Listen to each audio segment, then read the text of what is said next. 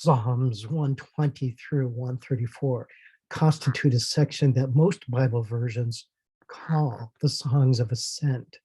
According to Deuteronomy 16:16, Moses reminds the people that God has commanded that they should travel to Jerusalem 3 times a year to celebrate 3 important festivals.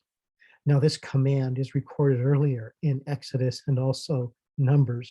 So by the time the people hear Moses speaking this command in Deuteronomy, it's not the only time that they probably heard it, because Deuteronomy is a reminder of how the people are supposed to respond in their relationship to the God who has called him to be his own. I want to suggest that these Psalms fit together in a way that we should interpret them together. In other words, they are just not randomly placed here, but the editors of the Psalms have put them together here for a reason. And along with the other Psalms, as I have tried to suggest over and over, ultimately these Psalms give a voice to Jesus, the Messiah himself. Whether these Psalms anticipated the Messiah as the original writers wrote them, or whether the final editors put them together in this fashion, recognizing that together they pointed to the Messiah, I do not think is necessarily important to know one way or the other. But as Christians, because of their placement within all of Scripture, because of their placement within the Psalms themselves, I suggest that these 15 Psalms point to the Messiah in a way that we can appreciate, perhaps probably even better than those who wrote the Psalms and those who put these Psalms together, because they did not have the full perspective that we have as we now look back to the Scriptures to see how they fit within the larger plan of God's total revelation, as he gave the Psalms to the people and as he gives them to us to help us see how much desire and passions the people of God in the Old Testament history longs for the eternal King to come. And so you will see an interesting interplay in these Psalms. That is Psalms 120 through 134. You will see the voice of the singular person, who I suggest is David, or at least those who tried to understand David's perspective and gave him a voice. And then you will see the people responding and interacting with and to David. And so together, as these Psalms probably were sung or rehearsed by the people as they traveled to Jerusalem together, I suggest there's a larger context that we Christians can appreciate, and that is they, in a sense, give us a picture of our journey and our walks with Jesus Christ himself. In this psalm, I want to point to it backwards.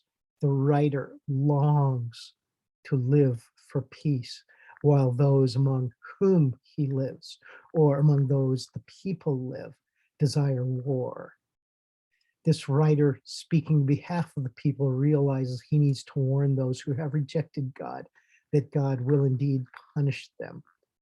You can see on the right-hand side here that for each of these situations, I have shown a prior scripture to this passage, which points to an idea very similar to or forms the foundation of what these concepts are expressing.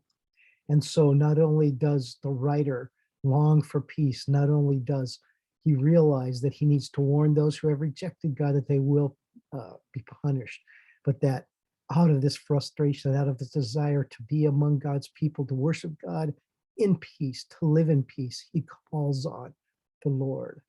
This idea of peace, it is not simply the absence of conflict, but it is a wholeness, a sense of well-being, prosperity, blessing, love, unity.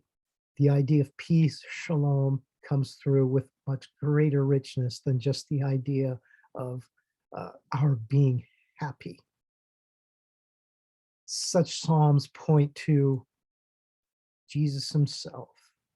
And whether this psalm particularly had John 14:27 in mind, as the writers look forward to it, I doubt it, because they did not realize at that time that there would be a person named John who was going to write and record the scriptures provided here in John 14:27.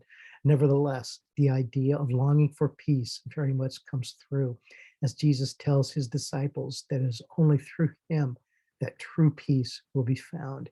He is the one who is peace. He is the one who gives peace.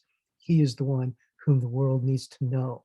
That as the world longs for peace, as the world recognizes their need of God's sovereignty over their lives and the fact that he will one day judge us all, the fact that they can call on the Lord to save them from such judgment because of his goodness, because of the opportunity he has given the world to know him, they can call on the Lord.